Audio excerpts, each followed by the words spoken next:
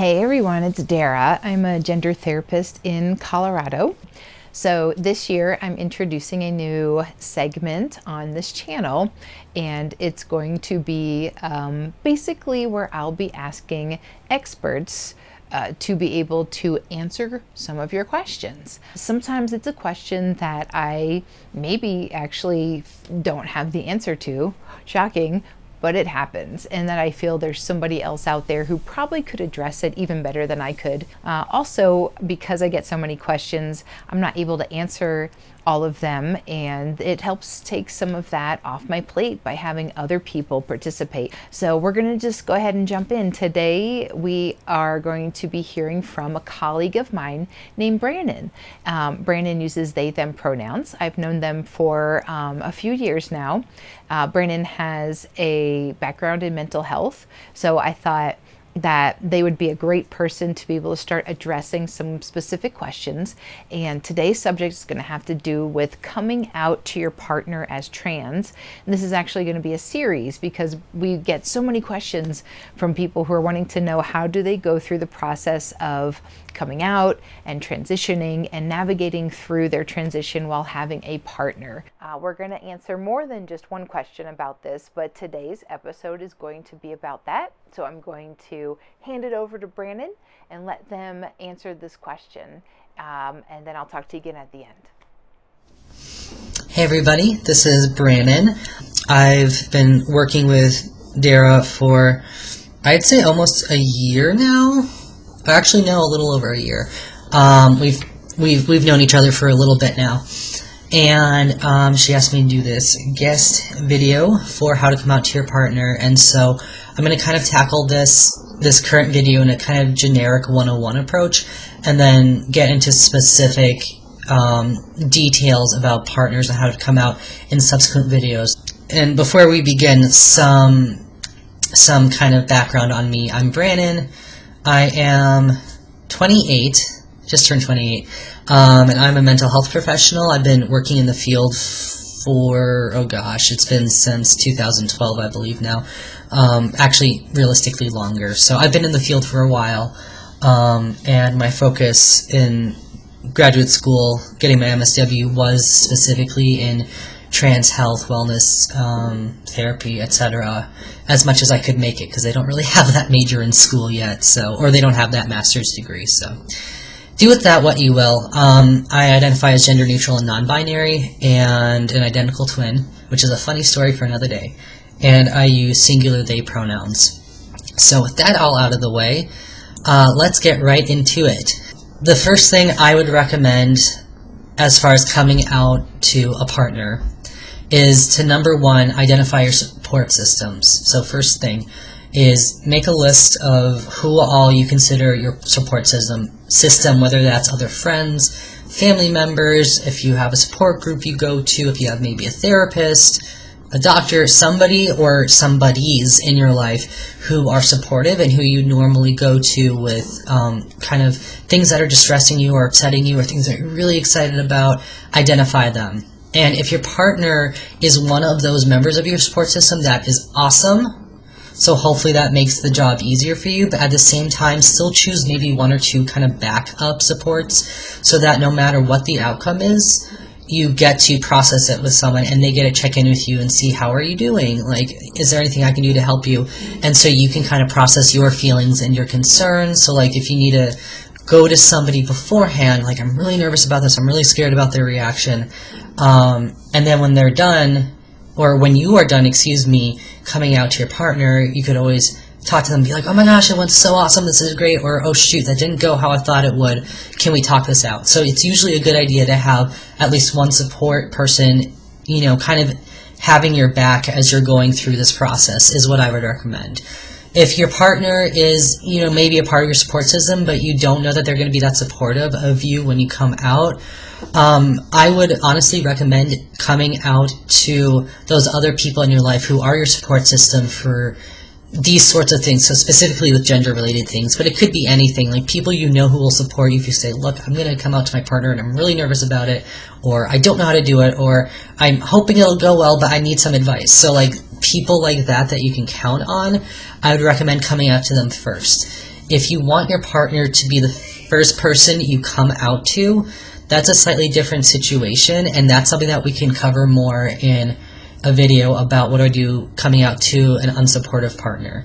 So we can cover that in a different topic, but just generally speaking, I would still identify those people in your support system, and if necessary, come out to them first so that you have someone who's kind of with you throughout the process no matter what the outcome is. The second thing that I would recommend coming out to your partner is to practice. And I know that sounds really hokey and you may not want to do it. It's kind of like, why would I have to practice coming out to somebody when I'm not even coming out to them while I'm practicing? I think the first reason why that's a good idea is so that you can find a way that works best for you. So say you're planning on having this sit-down conversation with them over dinner, and even if you don't cook the dinner, but you're sitting there eating your lunch somewhere, and like you're kind of practicing, rehearsing in your head how you're going to come out to them, and you realize like this is not going to go well, like I want them to enjoy their dinner, or trying to talk to somebody while eating is really distracting for me or for them. So, it's good to think of what way is going to work best for you as far as your overall comfort level and how confident you feel, and two, what method is going to work best for your partner, because that's really important, because what works well for you may not work for them. So you could always kind of gauge it out beforehand and see, okay, I'm having a pretty in-depth or detailed or serious conversation with them, or if they come to you about something kind of, that they really need to talk about, and say, okay, this method works best for them. That way you'll know ahead of time, how is this going to work out? How might this play out? And will they be receptive when I come out to them in this particular manner? So writing letters, talking, having conversations with lots of other people, whatever kind of works best within your dynamic as partners, that's what I would kind of look at. And then the second piece that goes along with practicing is seriously to practice. It depends on who you are. If you're okay doing things for the moment, that's fine. However, practice could help you feel more confident, and it could also help you work out the kinks as far as, there might be certain things that you should not say or not say in certain ways to your partner. And so if you know what those are ahead of time and you practice, you're like, oh shoot, I said this thing that they wouldn't take very well, then so that it doesn't go that way when you actually do come out to them, and kind of work out the best way to come out to them overall. So that's why I would recommend practice, but that's not for everybody, and I understand that. So make do with that what you will. The third piece of advice that I would give as far as coming out to your partner is preparing for different outcomes. And so in my mind, I'm ranking these on kind of a spectrum of best to worst. So first of all, prepare for what is the best possible scenario with your partner. And that's not to say that will absolutely meet that outcome. And no matter how they respond, if they respond really well, that might not mean that they reach that, that highest point of this is the best possible outcome ever.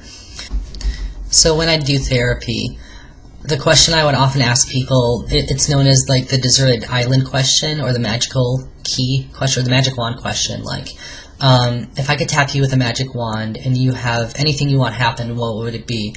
Or if you could solve this problem with a tap of a wand, what could it be? Or you're on a deserted island, there are no limitations to what you can do. There's no one there to judge you. What would you do? So it's kind of getting at that, what is that best possible scenario, knowing full well that the exact scope of that scenario may never happen, but what is the best possible outcome you can hope for? So that's what I would recommend first of all, because then that kind of sets the bar for what is the, slightly unreasonable but possibly attainable best outcome of coming out to your partner. So I'd kind of set that parameter, and I would also set out the parameter of what is the worst possible outcome that could result from you coming out to your partner. So for some people it might say that they dump me, or for some people it could be that they refuse to acknowledge that I'm trans, or, fill in the blank, whatever is the worst possible scenario for you. I would set that parameter as well. And then in the middle, there's kind of a section that I like to think of as what is the lowest possible outcome. So that is to say, the least favorable outcome that you could still live with. Conversely, what's the highest possible outcome that you could still live with?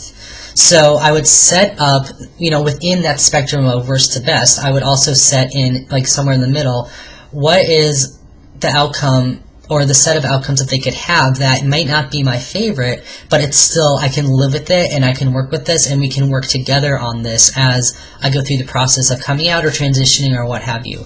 So I think it is important to kind of mentally prepare for the different outcomes, because one, it might help you feel more confident on how to tackle those outcomes. So say you're within that spectrum of, that wasn't the best reaction ever, but I think I can live with it. You're better able to prepare for, okay, how do I address that in the moment, right? So it kind of goes along with the whole practice idea of, if you know or reasonably suspect how they're going to respond, then you can better prepare for how to address that. And if you don't address it right then maybe later, give them time and space. So that's why I would suggest to prepare for different outcomes. And the fourth and final thing that I would recommend, again, do with this what you will, but going along with identifying your support system and maybe kind of having someone there who can help you go through the process, check in with them afterwards. I think that it's definitely helpful no matter how it goes, whether it's super positive or your worst possible outcome or somewhere in the middle. I would still recommend talking and debriefing with someone afterwards, because to sit with that on your own is a huge, huge stressor. And it's ultimately not helpful for you to sit there with, especially any negative emotions surrounding the issue, because that can lead to things like resentment and or guilt or other things that might kind of mess up the relationship dynamic between you and your partner. So I would recommend, especially if you've identified somebody and you've already gone to them and said, hey, I'm doing this, I'm really nervous, wish me luck. I would still, say, hey, can I check in with you afterwards to let you know how it went? Or identify people who you could just go to no matter what. So I would do that as well. What I would recommend is going through those 4 steps, and then hopefully by the end of that, you've come up with some idea of how to actually have that conversation with your partner. And if you don't, feel free to respond to this video in a comment, feel free to message Dara, or feel free to hunt me down. I'll give my contact information for Dara to post as well, because I am more than willing to answer any questions people have, and even do individualized responses as far as videos go, or follow-up emails go, or however you prefer. I will be back sometime soon, hopefully, to do kind of a part 2 or part 3, or a follow-up to this video about more specific situations regarding coming out to your partners. Again, I hope this was helpful. Lovely to chat with you all, and I will be back. Bye. All right. Thanks so much for your help, Brannen. I'm really excited about you being an expert on my channel now to be able to help with these types of questions. Please look at the notes to be able to see how you can be able to contact Brannen. Like I said, they are very interested in being able to know what exactly is it that you are looking for when it comes to information about having a partner while being trans. You can put that in the comments below, or like I said, if you just want to individually send Brannen a message, you can do that too. Also, let us know what you think of this being a new segment on this channel, which you can put in the notes as well.